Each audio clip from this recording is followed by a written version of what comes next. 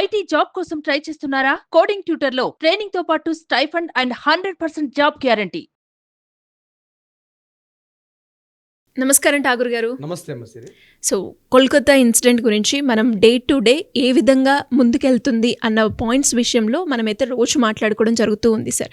ఈ రోజు వచ్చిన అప్డేట్ ప్రకారంగా మనం చూస్తే 40 మార్చ్ ర్యాలీ అయితే చేస్తూ ఉన్నారు. వాళ్ళ డిమాండ్స్ ఏంటి, వాళ్ళు ఎందుకు చేస్తూ ఉన్నారు, అండ్ అలాగే ఇంత వ్యతిరేకత ఎస్పెషలీ ఈ మమతా బెనర్జీ ప్రభుత్వంపై ఎందుకు వచ్చిందంటారు, అలాగే రిజైన్ చేసే అవకాశం ఉందంటారా సార్? బహుశా పరిస్థితులు చూస్తుంటే మమతా బెనర్జీ రాజీనామా చేయాల్సిన పరిస్థితి గోచరిస్తోంది. ఇక్కడ డెఫినెట్గా చేయాల్సిన పరిస్థితి వస్తుంది. అష్టదిగ్బంధనం అంటాను చూసారా, అట్లా తన ప్రభుత్వం చేసుకున్నటువంటి తప్పిదాలు ఈరోజు మమతా బెనర్జీని పూర్తి ఏకాకిం చేసేసాయి. తన మంత్రివర్గం నుంచి, తన పార్టీ నుంచి, తన క్యాబినెట్, అలాగే డిపార్ట్మెంట్స్, ముఖ్యంగా ప్రజలు, ఇవన్నీ కూడా ఆగస్టు 9 హర్రర్ అని ఏదైతే మనం చెప్పుకుంటామో ఆ సమయంలో మమతా బెనర్జీ తీసుకున్న నిర్ణయాలే ఈ రకమైన పరిస్థితి దాపురించాయని చెప్పుకోవచ్చు. అయితే ఈరోజు మన పరిస్థితిని చూసినట్లయితే మార్నింగ్ నుంచి వస్తున్నటువంటి కొన్ని మార్పులు, అంటే ఎందుకు ఆ మార్పులు అంటే ఇదే మమతా బెనర్జీ గారు ఎగ్జాక్ట్లీ ఒక 4-5 డేస్ బ్యాక్ ఒక లెటర్ రాశారు సెంట్రల్ గవర్నమెంట్కి. అంటే ప్రజల నుంచి తీవ్ర ఒత్తిడి ఎదుర్కొన్న తర్వాత ఏమని రాశారంటే, నాకు ఇక్కడ మా రాష్ట్రంలో ఫాస్ట్ ట్రాక్ కోర్సును ఏర్పాటు చేయండి, ముఖ్యంగా ఇట్లాంటి రేప్స్, మర్డర్స్ కేసుల్లో సత్వర న్యాయం జరగాలి, 15 రోజుల్లోగా న్యాయం జరగాలి. తను ధర్నా చేయడానికి కూడా వచ్చారు, రోజు తన ప్రొటెస్ట్ కూడా చేశారు మార్కెట్లో ప్రజలతో పాటు. సో ఇటువంటి పరిస్థితుల్లో మాకు సెంట్రల్ గవర్నమెంట్ పూర్తి సహాయ సహకారాలు అందించాలి, మాకు సరైన సపోర్ట్ మీరు చేయట్లేదు అని చెప్పి తను ఒక లెటర్ రాయడం జరిగింది. మమతా బెనర్జీ గారు ఒక 9 పేజీల లెటర్ని రాశారు.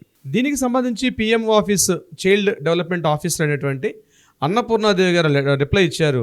మేము దేశవ్యాప్తంగా 700 పైచిలకు మేము ఫాస్ట్ ట్రాక్ కోర్ట్స్ ఉన్నాయి. ఇది కాకుండా ప్రతి రాష్ట్రంలో కూడా మేము ముఖ్యంగా ఉమెన్ ఎంపవర్మెంట్ సంబంధించి కానీ, ఉమెన్ హెల్ప్ లైన్ సంబంధించి కానీ, చైల్డ్ ముఖ్యంగా పోస్కో ఇట్లాంటి చట్టాలు వీటికి సంబంధించి కానీ మేము అవేర్నెస్ ఇస్తున్నాం. ప్రత్యేకంగా వెస్ట్ బెంగాల్కి more than 123 fast track courts ఇవ్వడం జరిగింది. 123 ఫాస్ట్ ట్రాక్ కోర్ట్స్ ఉన్నాయి, కానీ మీరు ప్రాపర్గా వినియోగించుకోవడం లేదు.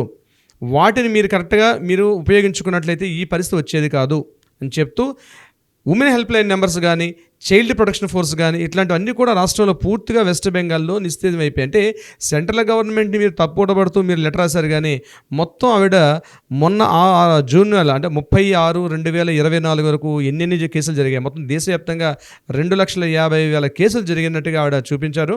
అందులో మిగిలిన రాష్ట్రాలతో పోలిస్తే వెస్ట్ బెంగాల్ చాలా దారుణ స్థితిలో ఉంది. ఫాస్ట్ ట్రాక్ కోర్ట్స్ని ఏమాత్రం వినియోగించుకోకుండా వాటిని పూర్తిగా నిస్తేజం చేశారు. సో వాళ్ళు కూడా పని లేకుండా కూర్చున్నారు. సో వాటిని మీరు వినియోగించుకోకపోవడం వల్ల ఇట్లాంటి పరిస్థితి వచ్చిందని చెప్పి ఇమేడ్ తిరుగుటపాలో న్యూస్ రావడంతో మమతా బెనర్జీకి చెంపపెట్టయింది ఈరోజు మార్నింగ్ జరిగిన న్యూస్. ఇది కాకుండా రాష్ట్ర వ్యాప్తంగా మమతా బెనర్జీ గవర్నమెంట్కి పూర్తి వ్యతిరేకత వచ్చేసింది. ఎప్పుడైతే ఆగస్ట్ 9 హర్రర్ స్టోరీ జరిగిందో, ఇన్సిడెంట్ అయిందో, మమతా బెనర్జీ తీసుకునే నిర్ణయాలు అంటే ముఖ్యంగా ఆ కాలేజీ ప్రిన్సిపాల్ అయినటువంటి సందీప్ ఘోష్ గారిని అతను ఎప్పుడైతే రిజైన్ చేసిన విత్ ఇన్ కొన్ని గంటలోనే ఆయనకి మరలా కలకట్టా మెడికల్ కాలేజ్ ఇన్స్టిట్యూట్లో ఆయనకి మరలా ప్రిన్సిపాల్గా ప్రమోట్ చేయడం. అది at the same time August 14వ తారీఖు నాడు కొన్ని వేల మంది ఆ మెడికల్ కాలేజ్ యొక్క సాక్ష్యాధారాలను ధ్వంసం చేసే రచనలో భాగంగా ఆ కాలేజీ మీద అటాక్ వెళ్ళినప్పుడు పూర్తిగా స్టేట్ పోలీసు విఫలం అవ్వడం. అంటే తన యొక్క ఇన్ఫర్మేషన్ తన గైడ్లైన్స్ జరగకుండా ఉండదు. ఇంటెలిజెన్స్ రిపోర్ట్ ఉంటుంది. ఒక ప్రతి స్టేట్ గవర్నమెంట్లో ఉన్నటువంటి చీఫ్ మినిస్టర్ దగ్గర ఒక ఇంటెలిజెన్స్ రిపోర్ట్ ఉంటుంది, నెక్స్ట్ ఏం జరుగుతుందని.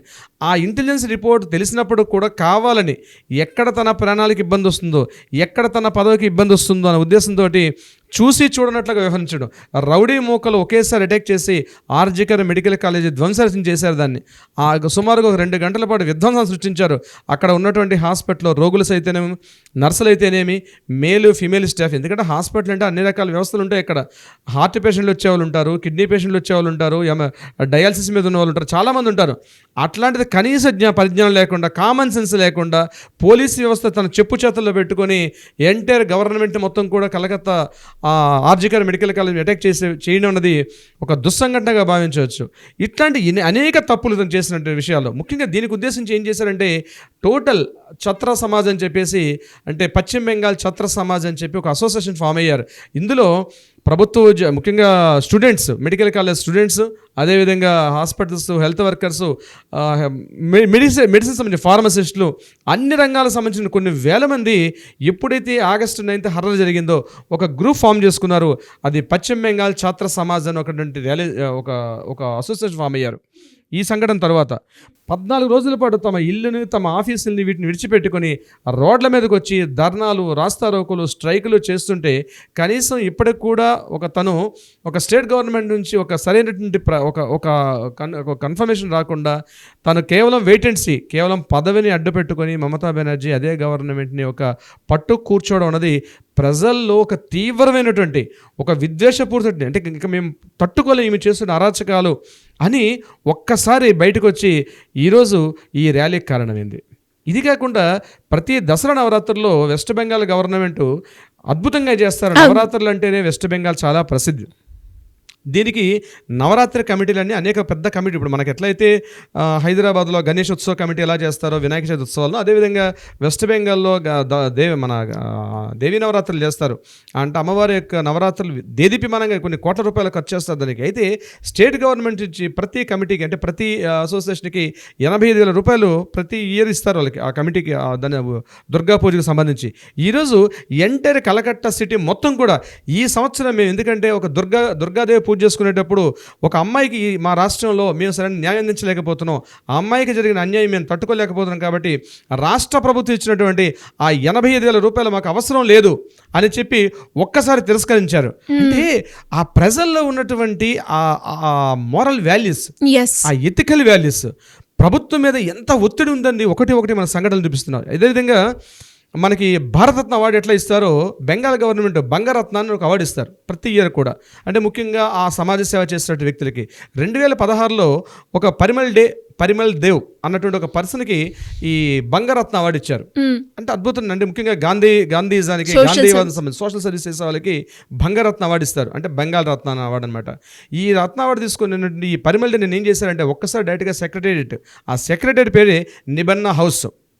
ఇప్పుడు నిబన్నా ర్యాలీ ఏది ఇస్తున్నారు దాని పేరు నిబన్నా హౌస్ అంటే సెక్రటేరియట్ అనమాట. టోటల్గా వెస్ట్ బెంగాల్ సెక్రటేరియట్ అంటే మమతా బెనర్జీ తల camp office, Mamata Banerjee office, total అన్ని డిపార్ట్మెంట్లు, మంత్రివర్గంలో ప్రతి ఒక్కరి ఆఫీసులు, టోటల్ ఎంటైర్ డిపార్ట్మెంట్స్ ఉంటాయి, ఒకే చోటు ఉంటాయి. ఇది హౌరా బ్రిడ్జ్ నుంచి జస్ట్ అవే కనిపిస్తుంది. హౌరా బ్రిడ్జ్ నిలబడితే ఎదురుగుండా కనిపిస్తుంది. ఒకప్పుడు దాన్ని హౌరా బ్రిడ్జ్ కమిషనరేట్ అని ఉండేది ఒకప్పుడు.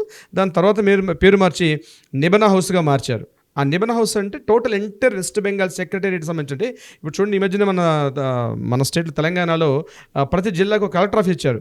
అంటే మనం ఒక పని మీదకి వెళ్తే వేరే చోట అక్కడ ప్రతి డిపార్ట్మెంట్ వెళ్లకుండా ఒకే చోట అన్ని ఉండే హౌస్ని నిబన్నా అని పేరు పెట్టారు. నిబన్నా అంటే అదొక ట్రెడిషనల్ ఫెస్టివల్ వెస్ట్ బెంగాల్లో. నిబన్నా అనేది ఒక ఫెస్టివల్. వాళ్ళు మనం ఇప్పుడు బోనాలను ఎలా అంటామో దట్స్ కాల్డ్ నిబన్నా, దాని పేరు. వెస్ట్ బెంగాల్ ఇప్పుడు మన తెలంగాణలో బోనాలు అనుకొని చేస్తాం మనం. అట్లాంటిదే వాళ్ళ ట్రెడిషన్ కొన్ని వేల సంవత్సరాల నుంచి చేసుకున్న ఒక నిబన్నా ఫెస్టివల్ అని చేస్తారు. దానికి సందేశాత్మకంగా వాళ్ళ నిబన్నా హౌస్ అని సెక్రటరీకి పేరు పెట్టడం జరిగింది. దాన్ని ఉద్దేశించేది ఈ నిబన్నా ర్యాలీ. అయితే రాష్ట్ర వ్యాప్తంగా, ముఖ్యంగా ఇందాక నేను మధ్యలో కట్ చేశాను, ఈ పరిమల్ దేవ్ ఏం చేశారు, నేను సెక్రటరీకి డైరెక్ట్గా వెళ్ళి తన ఏదైతే బంగారత్న అవార్డు ఇచ్చారో అవార్డుని అక్కడే పెట్టేసి తను నడుచుకుంటూ వచ్చేసారు. అంటే ఏ మేరకు ఒత్తిడి చూడండి. ఒక పక్క అవార్డు గ్రహీతలు తీసుకొస్తున్నారు, గవర్నమెంట్ ఉద్యోగస్తులు తమ వ్యతిరేకత చూపిస్తున్నారు, ఇన్ని రకాలుగా మమతా అంటే తన పదవిని పట్టుకొని ఒకే విధంగా కూర్చోండి. ఎందుకంటే తన పదవిలో ఉంటే ఎటువంటి సాక్ష్యాలనైనా రూపమాపుతుంది.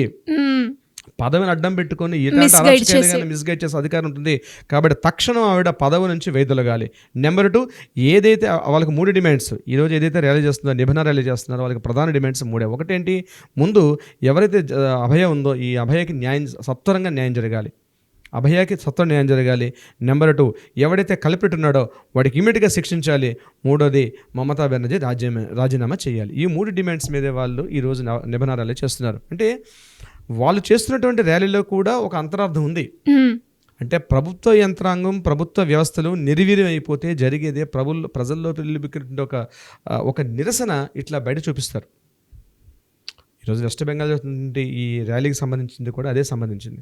సెంట్రల్ గవర్నమెంట్ కూడా ఇప్పటికైనా దీని మీద. ఇంకొక ముఖ్యమైన విషయం ఏంటంటే, గవర్నర్ ఎవరైతే మన వెస్ట్ బెంగాల్ గవర్నర్ ఉన్నారో ఆనందదాస్, అతను కూడా మార్నింగ్ చెప్పారు, నిరసనకారులు వచ్చే వాళ్ళ మీద ఎటువంటి దాడులు చేయకండి, ఎటువంటి అటాక్స్ చేయకండి, వాళ్ళు పూర్తిగా వాళ్ళ ధర్నాన్ని, ఎందుకంటే ప్రజాస్వామ్య ప్రభుత్వంలో నిరసన తెలుపుకోవడం, ధర్నా తెలపడం వల్ల మన ప్రైమ్ హక్కు అది, it's a right.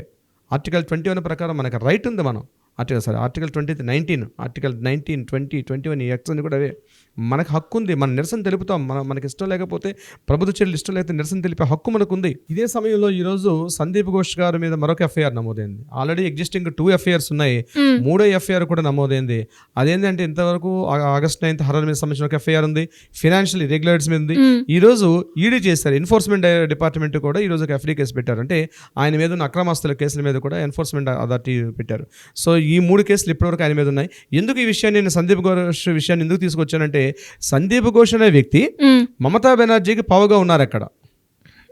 Sandeep Ghosh అనే వ్యక్తికి నథింగ్ బట్ మమతా బెనర్జీ, మన సందీప్ ఘోష్. ఈ రోజు వ్యవస్థ అంతా కూడా ఆయనే కారణం. సందీప్ ఘోష్ కూడా ఇందులో పాత్రధారి ఉన్నాడు కాబట్టి మెల్లమెల్లగా అంటే ఆయన మీద ఒకటి కేసులు ఎక్కువ అవుతున్నాయి సందీప్ ఘోష్ మీద. మమతా బెనర్జీ కూడా అర్థం కావట్లేదు, ఏం చేయాలో అర్థం కాని పరిస్థితి. ఇప్పటికే తను రాజీనామా చేసి బయటకు వస్తే చాలా మంచిది, లేని పక్షంలో భారీ మూల్యం చెల్లించుకుంటుంది. Thank you sir, thank you so much. Thank you so much అమ్మసిరి.